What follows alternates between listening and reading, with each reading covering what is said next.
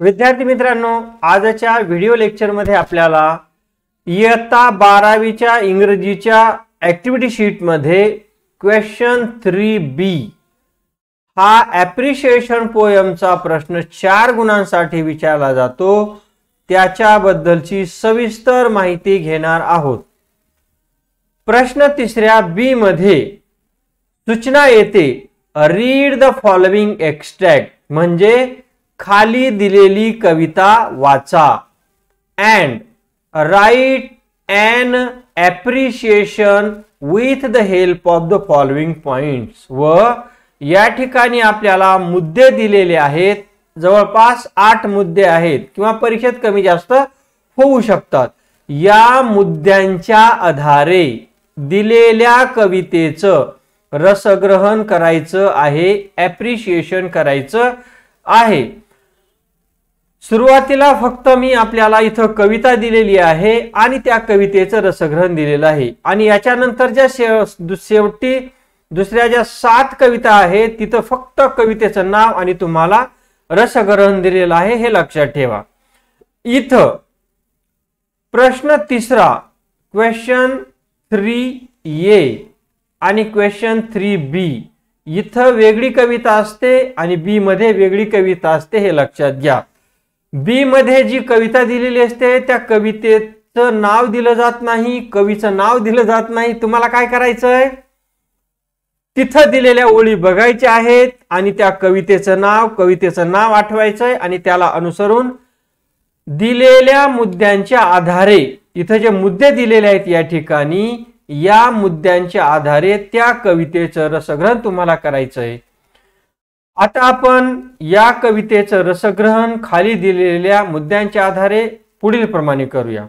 सुरुवातीला तुम्हाला लिहायचं इथं कवितेचं नाव, नाही लिहिलं तरी चालतंय परंतु लिहिलं तर आणखीन चांगलं। काय नाव आहे कवितेचं? Song of the open road. आपली ही जी पहिली कविता आहे या कवितेचं रसग्रहण लिहित असताना आपण पहिला मुद्दा लिहिलेला आहे टायटल। टायटल मध्ये तुम्हाला काय लिहायचंय? The title of the poem is Song of the Open Road। आणि थोडक्यामध्ये त्या कवितेमध्ये काय सांगितलेलं आहे ते लिहून काढायचंय टायटलच्या अनुषंगानं। इथं आपण 3 ओळी लिहिलेल्या आहेत। अशाच पद्धतीनं प्रत्येक कवितेचं टायटल सांगितल्यानंतर तुम्हाला तिथं 2-3 ओळी लिहायच्या आहेत। दुसरा मुद्दा आहे पोएट। पोएट म्हणजे काय? कवी। या कवितेच्या कवीचं नाव the poem is written by an American poet, essayist and journalist Walt Whitman. म्हणजे ही दिलेली कविता कोणत्या कवीने लिहिलेली आहे त्याचा उल्लेख तुम्हाला इथं करायचा आहे आणि त्याच्या पुढंच 1 ते 2 ओळीमध्ये त्या कवीविषयी थोडक्यात माहिती लिहायची आहे। 2 मुद्दे क्लिअर झाले। आता त्याच्यानंतर थीम म्हणजे कवितेचा मुख्य विषय। आता इथं आपण काय लिहिलंय? The song of the open road is a motivational poem. ही एक प्रेरणादायी कविता आहे। It teaches us to live a life of freedom. आणि या कवितेच्या माध्यमातून आपण मुक्तपणे जीवन जगण्याची शिकवण ही आपल्याला कविता देते। याच पद्धतीने आणखीन या कवितेचा मुख्य विषय काय आहे इथं सांगितल्याप्रमाणे 2 ते 3 ओळीमध्ये कवितेचा मुख्य विषय, कवितेची थीम तुम्ही लिहिणार आहात। त्याच्यानंतर पुढचा मुद्दा आहे 4 नंबरचा पोएटिक स्टाईल। तर कवितेची शैली कशी आहे बघा। The song of the open road is written in unconventional or freestyle suits with its idea of freedom। या कवितेची जी संकल्पना आहे त्या संकल्पनेला अनुसरून ही कविता मुक्त छंदामध्ये लिहिलेली आहे, अपारंपरिक पद्धतीने। तसेच आणखीन या कवितेमध्ये काय काय शैली वापरलेल्या आहेत त्याचा उल्लेख तुम्ही याच्यामध्ये करायचा आहे। कविता किती कडव्याची आहे ती लिहायचंय, प्रत्येक कडव्यामध्ये किती ओळी आहेत त्या लिहून काढायच्या आहेत, याच्यामध्ये कोणता छंद वापरलेला आहे अशा पद्धतीनं तुम्ही पोएटिक स्टाईल लिहू शकता। त्याच्यानंतर पुढचा मुद्दा येतो 5वा मुद्दा, लँग्वेज अँड पोएटिक डिव्हाइसेस, म्हणजे या कवितेत वापरलेली भाषा आणि कवितेत वापरलेले अलंकार तुम्हाला या ठिकाणी लिहायचे आहेत। बघा इथं पहिली ओळ आहे, the poet used very motivational language in the poem. या कवितेमध्ये कवी अतिशय प्रेरणादायी भाषा वापरतो। तसंच तुम्ही भाषा सोपी आहे, अवघड आहे, जशी असेल तशी लिहू शकता। त्याच पद्धतीनं प्रत्येक कवितेमध्ये अलंकाराचा वापर हा प्रत्येक कवी करत असतो। जसे की या कवितेमध्ये बघा, the poetic devices and figure of speech like repetition, metaphor, symbolism, paradox, inversion हे अलंकार या कवितेमध्ये आढळून येतात, म्हणून इथं त्या अलंकारांचा उल्लेख केलेला आहे। जी कविता तुम्हाला परीक्षेमध्ये ॲप्रिसिएशन साठी आलेली आहे त्या कवितेतील अलंकारांच्या नावांचा उल्लेख इथं करणं तुम्हाला अनिवार्य आहे। पुढचा मुद्दा आपण घेतोय स्पेशल फीचर्स, म्हणजे कवितेची जर काही खास वैशिष्ट्ये असतील त्या वैशिष्ट्यांचा उल्लेख इथं तुम्हाला करायचा आहे। जसे की the special feature of this poem is writing style and it's subject. The poem is very symbolic. It has very unconventional subject than other poems. अशा पद्धतीनं त्या कवितेत जर इतर काही वैशिष्ट्य असतील तर त्यांचा उल्लेख तुम्हाला इथं करायचा आहे।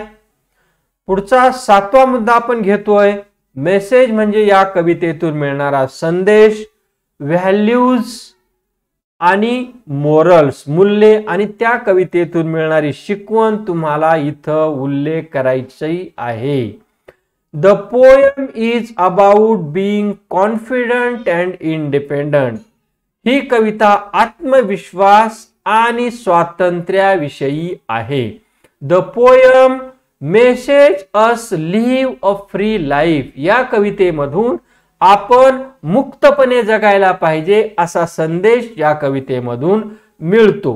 We have to give ourself permission to do good thing. तसेच या कवितेमध्ये आपण चांगल्या गोष्टी करायला पाहिजेत असं ही कविता सांगते। आणि शेवटचा मुद्दा युअर ओपिनियन, म्हणजे या कवितेमध्ये असलेलं तुमचं मत तुम्ही या ठिकाणी व्यक्त करू शकता। जसे की ही कविता मला खूप आवडते। बघा, I like the poem because it gives us clear and important message that you are the maker of your own luck and destiny. ही कविता मला आवडते कारण या कवितेतून स्पष्ट आणि महत्वाचा संदेश आपल्या जीवनाच्या बाबत आपण जे नशीब आणि दैवाचा घेतो याच्या बाबतीतला क्लिअर स्पष्ट संदेश या कवितेतून दिलेला आहे आणि तो मला जास्त आवडतो। अशाच पद्धतीनं प्रत्येक कवितेविषयीचं तुमचं असलेलं मत तुम्हाला या ठिकाणी व्यक्त करायचं आहे। अशा पद्धतीनं जर तुम्ही कवितेचं रसग्रहण केलं तर 4 पैकी 4 गुण तुम्हाला मिळू शकतात। चालेल, आता आपण याच्या नंतरची जी आपल्या पाठ्यपुस्तकातील कविता आहे पोयम नंबर 2.2 इंडियन वीवर्स ही कविता आहे। या कवितेचं रसग्रहण पाहूया। पहिला मुद्दा टायटल ऑफ द पोयम। येथे तुम्ही तुमच्या लक्षात आलेलं टायटल म्हणजे कविता वाचणार आहात तुम्ही, पेपरमध्ये दिलेली प्रश्न 3ऱ्या बी मध्ये दिलेल्या कवितेच्या ओळी वाचल्यानंतर तुम्हाला नाव आठवणार आहे आणि पहिल्या मुद्द्यामध्ये तुम्ही कवितेचं नाव लिहिणार आहात। The title of the poem is Indian weavers असं तुम्ही या ठिकाणी लिहायचंय आणि त्या टायटल बद्दल 2 ओळी तुम्ही लिहून काढायच्या आहेत। त्याच्यानंतर दुसरा मुद्दा अबाउट द पोयम। इथं तुम्हाला काय करायचंय, या कवितेच्या कवीचं नाव लिहायचंय. काय नाव आहे कवितेच्या कवीचं? Sarojini Naidu is the poetess of this poem. त्याच्यानंतर तिसऱ्या मुद्द्यामध्ये अबाउट द पोयम मध्ये तुम्हाला लिहायचंय या कवितेविषयी 4-5 ओळी तुम्हाला लिहायच्या आहेत. जसं की याच्यामध्ये तुम्ही या कवितेमध्ये किती कडवे आहेत ते सांगायचं, प्रत्येक कडव्यामध्ये किती ओळी आहेत ते सांगायचं, आणि थोडक्यात महत्वाच्या गोष्टी तर लिहिणार आहात. आणि चौथ्या मुद्द्यामध्ये तुम्हाला लिहायचंय थीम और central idea of the poem. बघा, the theme of the poem is about spiritual implication. The theme of spiritual implication is portrayed through metaphorical symbols which carries eternal truth of human existence. याच्यामधून मानवी अस्तित्वाचं जे अंतर्गत सत्य आहे, हे सत्य या कवितेच्या माध्यमातून कवयित्री व्यक्त करते. त्याच पद्धतीनं the central theme of the poem expresses through the weaving act of weavers. ह्या कवितेत आलेले जे विणकर आहेत, ते विणकर त्यांच्या कामाच्या माध्यमातून, त्यांच्या कामातून मानवी जीवनाचं सत्य हे इथं व्यक्त करत असतात. अशाच पद्धतीनं इतर मुख्य विषय तुम्ही लिहू शकता कवितेचा राहिलेला. याच्यानंतर पुढचा मुद्दा येतो लँग्वेज अँड स्टाईल. या कवितेत वापरलेली भाषा आणि शैली. भाषा सोपी आहे, अवघड आहे, याच्यामध्ये कोणती पद्धत वापरलेली आहे बघा. जसं की it is a metrical short poem, it has 3 stanzas. म्हणजे तुम्हाला ज्या गोष्टी लक्षात आल्या त्या इथं लिहायच्या आहे. त्याच्यानंतर पुढचा मुद्दा येतो तो म्हणजे पोएटिक डिव्हाइसेस. याच्यामध्ये तुम्हाला लिहायचे आहेत कवितेत वापरलेले फिगर्स ऑफ स्पीच. काय काय लिहायचंय? Figures of speech. Figures of speech या ठिकाणी तुम्ही लिहिणार आहात. त्याच पद्धतीनं या कवितेमध्ये रायमिंग स्कीम कोणती वापरलेली आहे, रायमिंग वर्ड्स कोणते आहेत, हे तुम्हाला पोएटिक डिव्हाइसेस मध्ये लिहून काढायचे आहेत. पुढचा मुद्दा येतो तो म्हणजे दिलेल्या कवितेतून तुम्हाला कोणता संदेश मिळतो. या कवितेमध्ये काय मूल्य आहेत, कोणती शिकवण मिळते ते तुम्हाला लिहायचंय. जसं की the poem gives a spiritual and philosophical message of life. बघा, स्पिरिच्युअल म्हणजे आध्यात्मिक, फिलॉसॉफिकल म्हणजे वैचारिक, तत्वज्ञ विषयक संदेश या कवितेमधून तुम्हाला दिला जातो. आणि अशा पद्धतीनं 4-5 ओळीमध्ये इथं तुम्ही लिहायचंय उत्तर. आणि शेवटचा मुद्दा आहे why I like the poem किंवा my opinion about the poem. जसं की I like the poem for its message and symbol used by the poet. या कवितेमध्ये वापरलेल्या इमेज आणि या कवितेत वापरलेली प्रतीकं मला खूप आवडतात. असं तुम्ही या शेवटच्या मुद्द्यामध्ये 2 ते 3 ओळीमध्ये तुम्हाला कविता का आवडते ते लिहून काढू शकता. आता याच्यानंतर आपल्या पाठ्यपुस्तकात तिसरी कविता आहे इंच केप रॉक.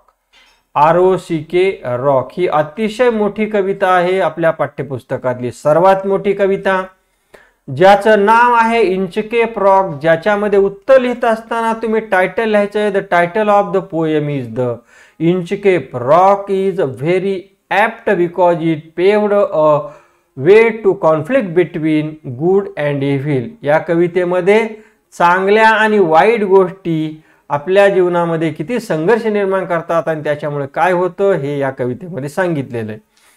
त्याच्यानंतर दुसऱ्या मुद्द्यामध्ये तुम्ही लिहिणार आहात अबाउट द पोयम म्हणजे कवीचं नाव. कोण आहे या कवितेचा कवी? रॉबर्ट साऊदी हे या कवितेचे कवी आहेत, जे इंग्लंडचे आहेत. आणि इतर 2-3 ओळी तुम्हाला त्या कवीच्या बाबतीत लिहायच्या आहेत. त्याच्यानंतर तिसरा मुद्दा येतो तो म्हणजे अबाउट द पोयम. तुम्ही या ठिकाणी या कवितेविषयी थोडक्यात माहिती लिहिणार आहात. जसं की the Inchcape rock is based on the story of 14th century attempt by the abbot of Aberbrothock, who was head of the monastery, placed a bell on the Inchcape rock to give warning to sailors about the impending danger. ही 17व्या शतकातली एक गोष्ट आहे. Abbott of अबरब्रोथक यानं समुद्रामध्ये एक धोक्याची सूचना देणारी bell खलाशासाठी लावलेली होती आणि त्याच्या बाबतीतली ही कविता आहे. एक व्यक्ती ती बेल काढून टाकतो ज्याचं नाव आहे सर रॉल्फ, आणि तो कसा अडचणीत येतो हे या कवितेत सांगितलेलं आहे. तो त्याच्या नाशाला कसा कारणीभूत पडतो ते सांगितलंय. त्याच्यानंतर चौथा मुद्दा येतो theme. The poem based on the most common theme of literature is conflict between good and evil. ही कविता वाङ्मयाची जी महत्वाची थीम आहे, चांगल्या आणि वाईट गोष्टीमधला संघर्ष, हा या कवितेचा मुख्य विषय तुम्ही 2 ते 3 ओळीमध्ये 5 ओळीमध्ये लिहू शकता. त्याच्यानंतर 5वा मुद्दा आहे पोएटिक डिव्हाइसेसचा, ज्याच्यामध्ये आपल्याला अगोदर सांगितल्याप्रमाणे कवितेत वापरलेले अलंकार, कवितेत वापरलेल्या figure of speech, rhyming words यांचा उल्लेख तुम्हाला इथं करायचा आहे. त्याच्यानंतर 6वा मुद्दा आहे लँग्वेज अँड स्टाईल. या कवितेची भाषा कशी आहे हे तुम्हाला इथं लिहायचंय, स्टाईल कोणती आहे. 7व्या मुद्द्यामध्ये तुम्हाला लिहायचंय कवितेचा मेसेज, कवितेतली व्हॅल्यूज म्हणजे मूल्य, आणि मोरल्स म्हणजे या कवितेतून मिळणारी शिकवण. काय आहे या शिकवण कवितेची? The poem gives us a message that those who do wrong things will meet with due punishment. ज्या व्यक्ती आयुष्यामध्ये वाईट गोष्टी करतात त्यांना शिक्षा ही निश्चितपणे मिळतच असते. अशा पद्धतीनं कवितेचा संदेश तुम्हाला 3 ते 4 ओळीमध्ये लिहायचा आहे. आणि शेवटच्या मुद्द्यामध्ये why I like the poem, म्हणजे तुम्हाला ही कविता का आवडते ते 3 ते 4 ओळीमध्ये लिहायचंय. जसं की I like the poem for 2 reasons, 2 कारणांमुळे मला ही कविता आवडते. First for its teaching principle, पहिलं म्हणजे त्या कवितेची शिकवण. That crime gets its own punishment, ज्याच्यामध्ये गुन्हेगाराला शिक्षाही होत असते. आणि दुसरं कारण म्हणजे and other it is return in a lyrical ballad from which give joy, happiness, thrill and life time important lesson tit for tat. तसंच दुसरा संदेश आहे, आपण एखादा जर आपल्याशी दुष्टतेने वागला, कठोरपणे वागला, तर आपण सुद्धा त्याच्याशी तसंच वागायला पाहिजे, असा या कवितेचा संदेश. मला तो खूप आवडतो असं तुम्ही या ठिकाणी लिहू शकता. याच्यानंतर आपल्या पाठ्यपुस्तकातली 4थी कविता आहे have you earned your tomorrow. याच्यामध्ये तुम्ही या कवितेचं रसग्रहण लिहित असताना पहिला मुद्दा येतो अबाउट द पोयम, म्हणजे पोयम नाही, काय हे शब्द पोयमच ना, अबाउट द पोयम लिहायचे इथं. अबाउट द पोयम, इथं तुम्हाला कवितेचं नाव लिहायचंय. मुद्दे खालीवरी झालेले इथं, बरोबर आहे. बघा, अबाउट द पोएट सुरुवातीला आलंय आणि अबाउट द टायटल नंतर आले. हे मुद्दे तुम्ही नंतर खालीवरी करून घ्या. अबाउट द टायटल मध्ये तुम्ही लिहिणार आहात कवितेच्या नावाचा उल्लेख इथे करायचा आहे. त्याच्यानंतर हा जो मुद्दा खाली लिहिणार आहात तो कवितेच्या कवीचा उल्लेख. तिसरा मुद्दा आहे about the poem and theme, कवितेची थीम तुम्हाला इथे लिहायची. It is an inspirational poem, कवितेचं नाव आहे एडगर गेस्ट. त्याच्यानंतर या कवितेची पोएटिक डिव्हाइसेस, लँग्वेज आणि स्टाईल तुम्हाला लिहायची आहे, ज्याच्यामध्ये तुम्हाला figures of speech, rhyming words, बघा इथं ॲलिट्रेशन, इन्व्हर्जन, अँटिथेसिस, पर्सॉनिफिकेशन, सिनेगडकी, इंटरॉगेशन अशा अलंकाराचा उल्लेख इथं करायचा आहे तुम्हाला. त्याच्यानंतर पाचवा मुद्दा आहे तो म्हणजे special features, tone and type या कवितेमध्ये काय आहे तिथं तुम्हाला इथं लिहून काढायचे. या कवितेमध्ये प्रश्नांचा वापर केलेला आहे, हे या कवितेचं खास वैशिष्ट्य आहे. ही कविता सजेशिव्ह कविता आहे. त्याच पद्धतीनं सातवा मुद्दा, या कवितेतून कोणता संदेश मिळतो. The present poem gives a great message of good deed. जेव्हा आपण चांगली कामं करतो तेव्हा आपल्याला चांगली फळं मिळतात. हा या कवितेचा महत्वाचा संदेश या ठिकाणी आपल्याला मिळतो. आणि शेवटी मुद्दा लिहितो आपण your opinion about the poem. ही कविता मला खूप आवडते. I like this poem very much because it gives an inspiration to be a good human being. ही कविता माणसाला चांगलं माणूस बनण्याचा सल्ला देते, म्हणून मला ही कविता खूप आवडते. असं तुमचं मत तुम्हाला या ठिकाणी 3 ते 4 ओळीमध्ये लिहून काढायचंय. आपण आता बघतोय पाचवी कविता 2.5 फादर रिटर्निंग होम. सुरुवातीला इथं आता कवीचा उल्लेख केलेला आहे, त्याच्यानंतर कवितेच्या नावाचा उल्लेख केलेला आहे. हे मुद्दे तुम्ही जरा बदलून घ्या. हा मुद्दा 1 नंबरला लिहा आणि हा मुद्दा 2 नंबरला लिहा. अबाउट द टायटल मध्ये तुम्हाला कवितेचं नाव लिहायचंय. अबाउट द पोएट मध्ये इथं तुम्हाला कवितेच्या कवीचं नाव लिहायचंय. तिसऱ्या मुद्द्यामध्ये तुम्ही थोडक्यामध्ये कवितेत काय सांगितलंय ते लिहून काढायचं. जसं की the poet is about a common man suburban commuter who works hard for his family. Kavita he sub urban उपनगरीय भागात राहणाऱ्या सामान्य व्यक्तीविषयी कविता लिहिली आहे, जो व्यक्ती अतिशय कष्ट आपल्या कुटुंबासाठी करतो. त्याच्यानंतर पुढचा मुद्दा तुम्ही लिहिणार आहात तो म्हणजे कवितेचा मुख्य विषय. जसं the central idea or theme of the poem is man's estrangement from man made world. अशा पद्धतीने इथं कवितेची तुम्हाला थीम लिहायची आहे. पाचव्या मुद्द्यामध्ये पोएटिक स्टाईल म्हणजे या कवितेची शैली कशी आहे. ही कविता मोनोलॉग मध्ये लिहिलेली आहे, स्वगतामध्ये लिहिलेली आहे. या कवितेमध्ये किती कडवे आहेत, कडव्यामध्ये प्रत्येक कडव्यात किती ओळी आहेत असं लिहायचं. सहाव्या मुद्द्यामध्ये तुम्हाला कवितेची भाषा आणि कवितेत वापरणारे अलंकार. कवितेची भाषा ही व्हेरी सिंपल असं लिहायचंय, समजायला सोपी आहे. अलंकाराची नावं एलिट्रेशन, मेटाफर, सिनेक्डोकिट, ट्रान्सफर, एपिथेट अशा अलंकाराची नावं, पर्सॉनिफिकेशन, ओनोमोटोपोइया, सिमिली अशा अलंकाराची नावं इथं वापरलेली आहेत. ते तुम्ही इथं लिहून काढायचं आहे. आणि सातव्या मुद्द्यामध्ये special features of the poem तुम्ही कवितेची काही खास वैशिष्ट्य लिहिणार आहात. जसं की the keen observation and pictorial description of the poet is special. कवितेचं सूक्ष्म निरीक्षण आणि चित्रात्मक वर्णन हे या कवितेचं वैशिष्ट्य तुम्ही इथं लिहायचंय. आठव्या मुद्द्यामध्ये तुम्ही लिहिणार आहात मेसेज, व्हॅल्यूज आणि morals. The poem gives message of separation of man, old generation आणि new generation from modern society. आणि शेवटच्या मुद्द्यामध्ये तुम्हाला कवितेविषयीचं तुमचं मत व्यक्त करायचं. ही कविता तुम्हाला का आवडते, महत्वाचा मुद्दा कोणता या कवितेतला आवडतो. जसं की the poem is written in simple and appealing language. या गोष्टी आपल्याला आवडतात असं या ठिकाणी लिहायचंय.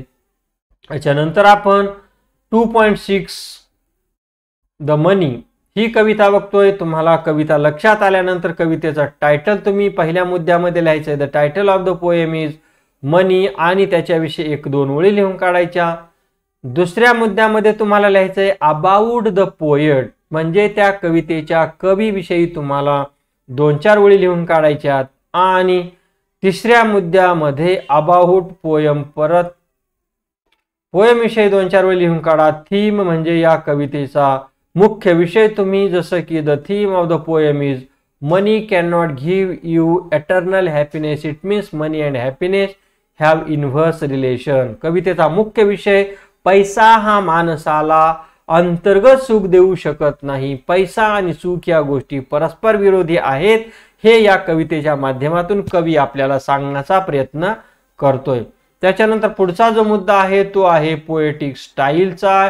या कवितेमध्ये वापरलेली कवितेची शैली. जसं the poem is written in narrative form which is biographical. ही कविता वर्णनात्मक असून चरित्रात्मक प्रकारची कविता आहे. याच्यामध्ये इम्बॅइक टेरॅमीटरचा वापर केलेला आहे, ज्याचा अर्थ it refers to a line consisting of 4 iambic feet.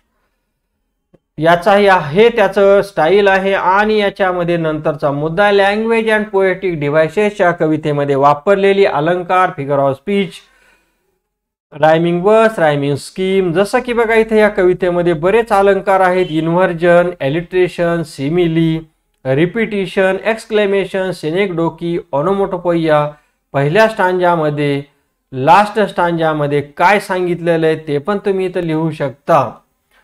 आणि त्याच्यानंतर 7वा मुद्दा असतो या कवितेमध्ये कोणती खास वैशिष्ट्य आहे ते लिहायचं आहे. जसं the special feature of the poem is a very simple subject but has deeper truth of human relationship. या कवितेतला विषय अतिशय सोपा आहे, परंतु तो मानवी जीवनातलं कटू सत्य व्यक्त करणारा आहे. 8व्या मुद्द्यामध्ये तुम्ही लिहिणार आहात मेसेज, व्हॅल्यूज अँड मोरल्स. या कवितेमधून तुम्हाला कोणता संदेश मिळतो, काय शिकवण मिळते. जसं की the poet gives out a message that money and richness is not essential for happiness. या कवितेच्या माध्यमातून कवी म्हणतो जर आपल्याला आनंद मिळवायचा असेल तर त्याच्यासाठी पैसा महत्वाचा नाही. आणि शेवटच्या मुद्द्यामध्ये तुम्ही लिहिणार आहात your opinion about the poem. या कवितेविषयीचं तुमचं मत तुम्हाला इथं व्यक्त करायचं आहे.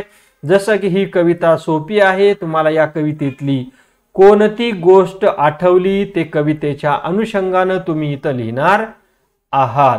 याच्यानंतर आपण 7वी कविता बघतोय 4.7 सी वॉक्स इन ब्युटी, ज्याच्यामध्ये आपल्याला पहिल्या मुद्द्यामध्ये about the poem, poet and title असंही तुम्ही लिहू शकता. मुद्दा दिलेला नसला तरी मुद्दे वापरून तुम्ही ज्याच्यामध्ये तुम्हाला कवितेचं नाव लिहायचंय. She walks in a beauty हे कवितेचं नाव आहे.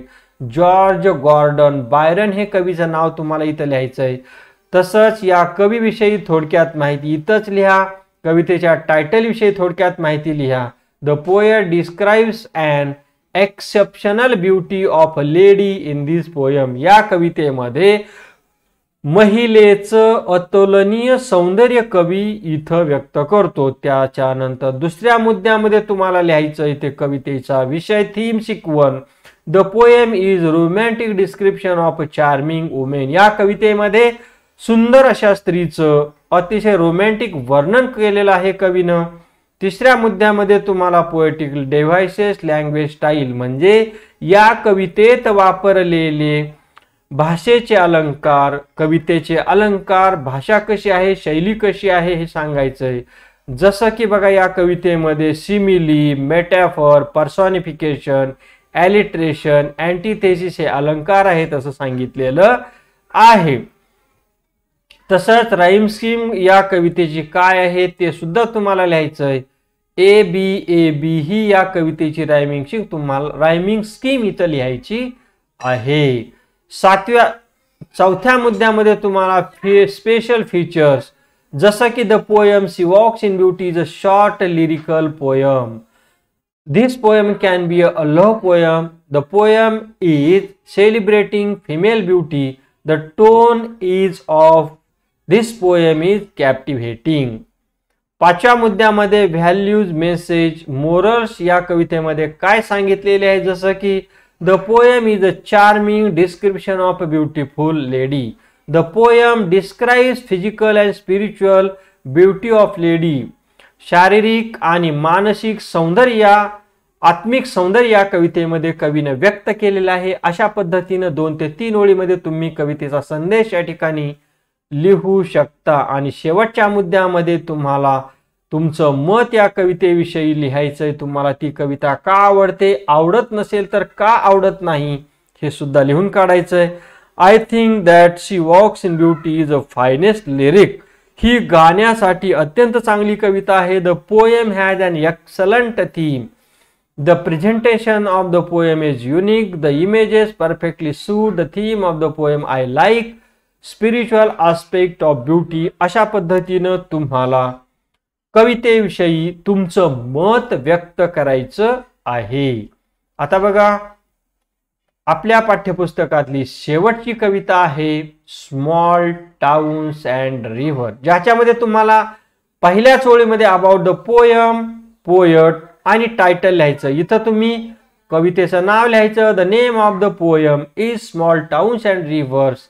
त्याच्यानंतर लिहायचं the writer of the poem किंवा poetess of the poem is Mamang Dai, आणि तुम्हाला त्याच्यानंतर 2 ते 3 ओळीमध्ये कवीविषयी आणि कवितेच्या शीर्षकाविषयी लिहायचंय। दुसऱ्या मुद्द्यामध्ये तुम्ही लिहिणार आहात थीम म्हणजे कवितेची शिकवण। The poem small towns and reverse is based on beliefs of the tribal from north east India. North east India मधील लोकांच्या ज्या श्रद्धा आहेत या श्रद्धांवर आधारित असलेली ही कविता आहे। असं तुम्ही या कवितेचं थीम 3 ते 4 ओळीमध्ये लिहा। तिसऱ्या मुद्द्यामध्ये तुम्ही लिहिणार आहात कवितेची अलंकार, भाषा आणि शैली। The poem Small Towns and Rivers is written in a simple and impressive language. त्याच पद्धतीने या कवितेत वापरलेले अलंकार, alliteration, personification, antithesis, repetition, transfer epithet, metaphor आणि simile या अलंकाराचा वापर या कवितेत केलेला आहे। तसंच पुढचा मुद्दा आहे special features and morals in the poem. या कवितेमध्ये वापरलेली स्पेशल फीचर्स कोणकोणती आहेत ते तुम्ही इथं लिहिणार आहात। ज्या पद्धतीने the poem small town and reverse is true, हे सत्य आहे। Account of the beliefs of tribal people, जे आदिवासी लोक आहेत या आदिवासी लोकांच्या दृष्टिकोनातून स्मॉल टाउन्स आणि रिव्हर्स ह्या खऱ्या आहेत, अशी जी खास वैशिष्ट्ये आहेत ती तुम्हाला इथं लिहून काढायची आहे। 5व्या मुद्द्यामध्ये तुम्ही लिहिणार आहात या कवितेत सांगितलेली values, morals, message. The poem itself is based on values, ही कविता मूल्यांवर आधारित आहे। The poem creates the values like respecting our culture, respecting traditions and customs. आपण आपल्या रूढी व परंपरांचा आदर करायला पाहिजे, पालन करायला पाहिजे। या कवितेच्या माध्यमातून कवी आपल्याला हे सुचवू शकतो। त्याच पद्धतीने या कवितेमध्ये बरीच इतर शिकवण दिलेली आहे, ती तुम्हाला निसर्गाच्या बाबतीतली शिकवण ती लिहून काढायची आहे। त्याच्यानंतर शेवटचा मुद्दा your opinion about the poem. I think that small towns and reverse is the best poem. इथं सांगायचं मला वाटतं की ही कविता अतिशय उत्कृष्ट कविता आहे आणि अशा पद्धतीनं I like the poets concern of the nature, कवीला निसर्गाविषयी वाटणारी जी आतुरता आहे, जी चिंता आहे ती मला खूप आवडते, असं तुम्ही या ठिकाणी लिहून काढायचं आहे। ओके, धन्यवाद।